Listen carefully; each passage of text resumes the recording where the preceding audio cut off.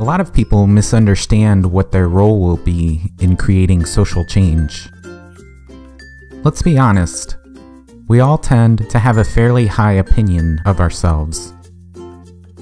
We aren't necessarily egomaniacs, but most of us think we have above average intelligence, compassion, and integrity. And hey, maybe you actually are above average in all those categories. But our faith in ourselves can actually backfire when it comes to coming together and making the world a better place.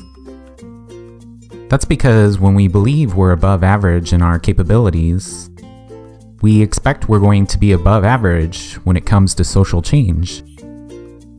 We expect that whatever the right solution turns out to be, our above average intelligence and integrity will lead us to recognizing it before most other people do. We imagine we're going to be a leader or an innovator, or at the very least, an early supporter. But let's not forget that in any substantive movement, regardless of whether it's a step in the right direction, the rank and file are going to be far more numerous than the leaders.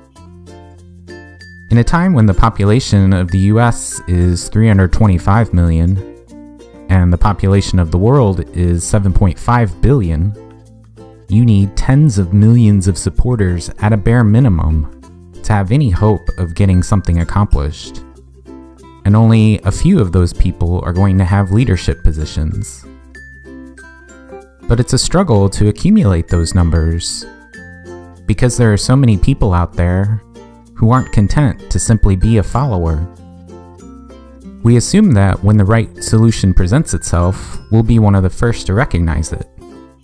As a result, we conclude that if there's a proposed solution out there that too many other people are already pushing, there must be something wrong with it.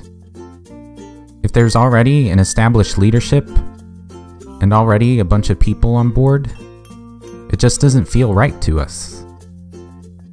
So even though there are a lot of people passionate about social change out there, we aren't able to accomplish nearly as much as we'd like to. That's why there are so many redundant, overlapping small movements out there, instead of a big one.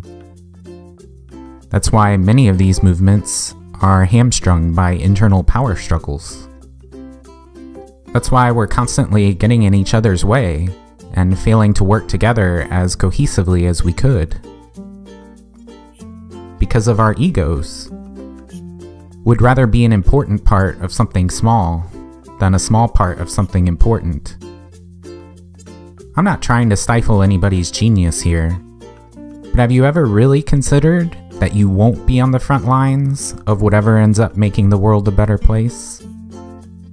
Have you ever considered that maybe your role will simply be to be an ordinary supporter? No matter how awesome you are, the odds are about 1 in a million that you're going to be at the top of the organizational pyramid. So don't dismiss all the great work that's already being done by existing movements, just because they aren't perfect or aren't willing to make you their king or queen. Have the humility, open-mindedness, and courage to simply be an ordinary supporter.